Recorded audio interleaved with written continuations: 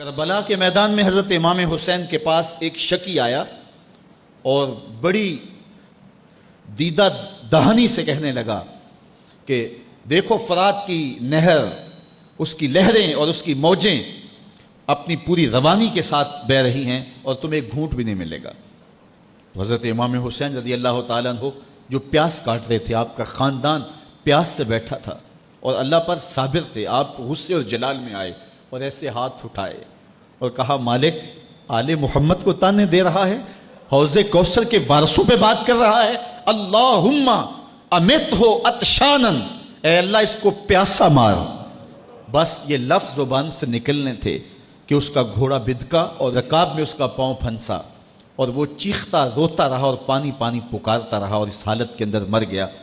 اگر ان کے ہاتھ اٹھ جاتے تو وہاں اس امتحان گاہ میں کوئی راستہ نکل سکتا تھا، لیکن حضرت امام حسین رضی اللہ تعالیٰ عنہ نے کوئی راستہ نہیں لیا، کوئی کمپرومائز نہیں کیا۔ آپ نے فرمایا کہ ایک ہی بات ہے کہ میں یزید کے ہاتھوں میں ہاتھ نہیں دوں گا۔ یزید کا اصرار یہ تھا کہ تم میری بیعت کر لو، میں تمہیں سب کچھ دوں گا۔ بہت سارے لوگ ہم نے دیکھے ہیں کہ جب وہ باطل کے خلاف کھڑا ہونے کی بات کرتے ہیں تو ان کی گفتگو میں بڑا تن تنا ہوتا ہے، ہم یہ کر دیں گے، ہم وہ کر دیں گے، لیکن جب حکومت وقت ان کا میٹر کاٹ دے تو پھر وہ یو ٹرن لے لیتے ہیں۔ وہ اتنی تکلیف بھی گوارا نہیں کرتے جو چمک چمک کے بات کر رہے ہوتے ہیں۔ میں سلام نہ کر لوں، بیٹوں کی گردنیں کاٹ دی گئی، حسین نے پھر بھی یو ٹرن نہیں لیا ہے، حسین نے پھر بھی راستہ تبدیل نہیں کیا ہے۔ استقامت کا کوہ گراں بنے رہے اور اس امتحان گاہ میں حضرت امام حسین رضی اللہ تعالیٰ عنہ نے جس پامردی کے ساتھ، جس جرأت کے ساتھ قیام کیا، وہ تاریخ کا ایک انوکھا باب ہے۔ میں ایک بات کہا کرتا ہوں کہ لوگ سر بچانے کے لیے ہاتھ دے دیتے ہیں، لیکن امام حسین نے ہاتھ بچانے کے لیے سر دے دیا اور یزید کے ہاتھ میں ہاتھ نہیں دیا۔ یہ سرخروئی تھی جو انہوں نے کہا کہ یہ کیسے ہو سکتا ہے۔ آپ کے لفظ ہیں وَمِثْلِي لَا يُبَايِعُ، کہ میرے جیسے لوگ یزید جیسے لوگوں کے ہاتھ پر بیعت کیسے کر سکتے ہیں۔ یہ بات ذہن میں رکھیے کہ یہ جو مسلح کی امامت ہے یہ امامت صغرا ہے، چھوٹی امامت ہے۔ اس میں تو اگر امام کی داڑھی کا سائز چھوٹا ہو، حد شریعت سے کم ہو، تو اس کے پیچھے نماز نہیں پڑھی جاتی۔ اگر وہ اچھی طرح سے پاؤں نہیں لگاتا ہے تو اس کے پیچھے نماز نہیں پڑھی جاتی۔ اگر وہ فاسق مولن ہے تو اس کے پیچھے نماز نہیں پڑھی جاتی۔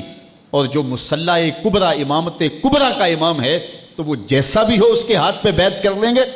یہ آج کے دور کا مفاد پرست تو کر سکتا ہے جو قیمے والے نان پہ ووٹ دے دیتا ہے، جس کی رگوں میں محمد عربی کا خون ہے، بھلا اس سے یہ کیسے گوارا ہو سکتا تھا۔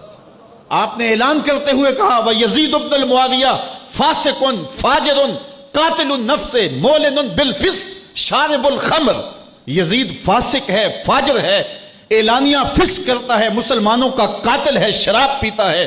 حسین ابن علی اس کی کیسے بیعت کر سکتا ہے؟ میں ڈٹ کے ڈنکے کی چوٹ پہ یزید کی بیعت کا انکار کرتا ہوں۔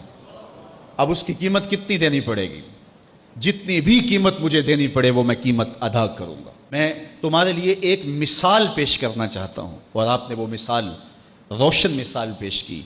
دیکھیے کربلا کے میدان میں حضرت امام حسین اگر نہ جاتے، کوئی راستہ لے لیتے، تو مجھے یہ بتائیے کیا آج ہمارے اندر موجود ہوتے؟ موت تو برحق ہے، لیکن آپ نے وہ راستہ اختیار کیا جو موت کا نہیں تھا، حیات کا تھا۔ حضرت امام حسین رضی اللہ تعالیٰ عنہ سرخرو ہوئے، وہ کامیاب ہوئے، وہ بامراد ہوئے۔